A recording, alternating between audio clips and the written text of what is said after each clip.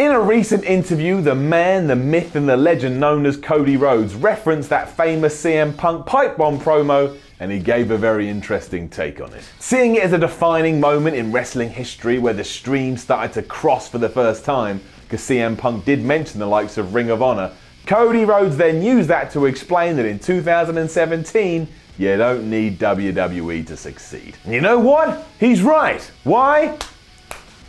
Here's why.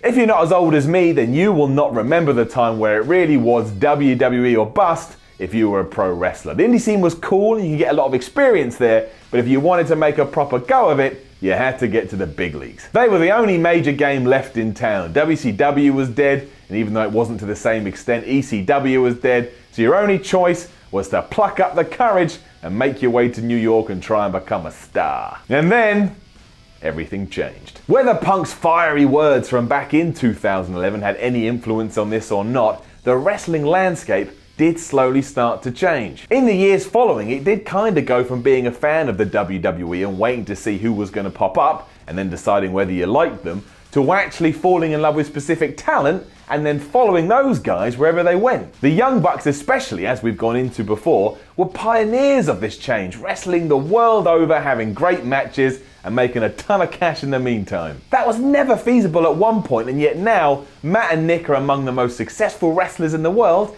and they don't even think about WWE. They ain't even dreaming about WWE, although they did pop up from time to time in squash matches, and you should go out your way to watch them, because right now they're hilarious given everything that we know. It's the same with Cody himself too. He's not signed to Ring of Honor, he's not signed to GFW or TNA or New Japan, and yet he keeps popping up in these places, he keeps having great matches, and you can see where we're going with this, and he's making a ton of cash in the meantime. Also, he's the Ring of Honor champion without being signed to Ring of Honor. If that's not a reflection of the modern day pro wrestling scene, I don't know what is. It's like everybody just trusts everybody else and a hearty handshake is enough to make sure you get promoted or you get pushed. Aside from this kind of attitude just allowing more stars to be born into the indie scene, it's just a hell of a lot of fun. Now I love WWE, I really love WWE, and yeah, it's probably my favourite promotion. I'm that guy and I'm happy to be that guy, but in 2017 I know so much more about the indie scene than I ever have done. A lot of that reason is because how exciting it feels. And sure, a big part of this is because the world has got a lot smaller thanks to social media and how easy it is to take this stuff in,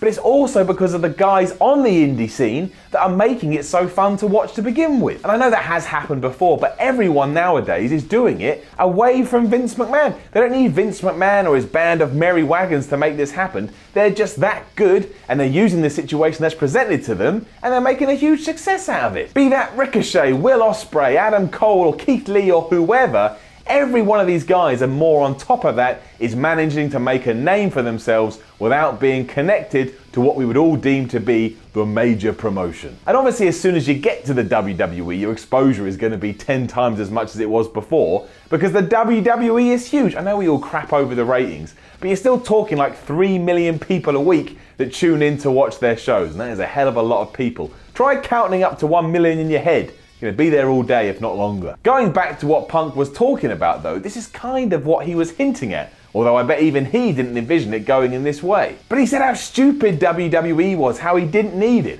and how he could go back to the indie scene if he wanted to and kick all the ass. And he could have done. He could have done that. And amazingly, he still could. If Ring of Honor announced tomorrow that CM Punk was coming in for one of their shows or is going to be on iPay-per-view, I bet that event would break all records in their history. And naturally, he's still using a lot of that star power he built up in the WWE to ensure that happens. But that doesn't happen for everybody. Plenty of big stars have left the WWE, gone to local events or shows, and it hasn't moved the needle at all. In fact, sometimes nobody even cares. The point is now everything has utterly changed and the options are more than they ever have been. You don't have to stick to one path and just hope it works out. And this is good too, because if more wrestlers can keep doing this and more wrestlers can prove that it does work, then all of a sudden that competition we've been lacking slowly starts to creep back into the picture. Now that's not being competitive in terms of television ratings or finances, but it is in terms of when a wrestler has a choice and when it's time for them to decide where they want to go. Take someone like Dolph Ziggler. Now we're not going to get into his ups and downs,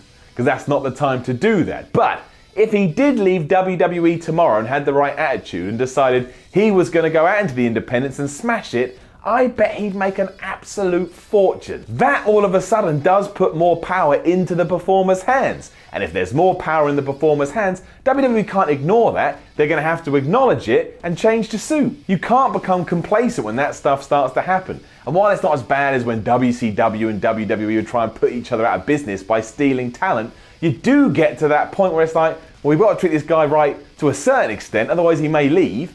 And we don't want him to leave, and while we're not actively competing with the independents, we can't let all our big guys leave. It's a far better and healthier situation than a wrestler feeling tied down, and that's what we want. More jobs for everybody. And the most exciting thing about all of this is that I don't think it's going to slow down anytime soon. Ring of Honor seems to just keep getting bigger and bigger. I know New Japan isn't an independent, but it does feed into all of that, and that just seems to go from strength to strength. And then there's Evolve, Rev Pro, Progress, and PWG. And don't even get me started on that last one. Celebrities, tickets selling out in seconds, no live streams but still making all the money in the world. It's incredible and only gets more and more popular with each passing year. And if you're doing that, you're doing something right. Basically, this is one of the best times to either be a wrestling fan or a wrestler, and a huge reason for that is because you don't need to go to WWE to become a wrestling superstar. Some people don't even have that in their plans anymore, and I think that's just wonderful. Fate has been put back into people's hands, and I think that's what it should be all about. And it is a bit weird that in many ways this does tie back into the infamous Pipebomb promo that CM Punk cut in 2011,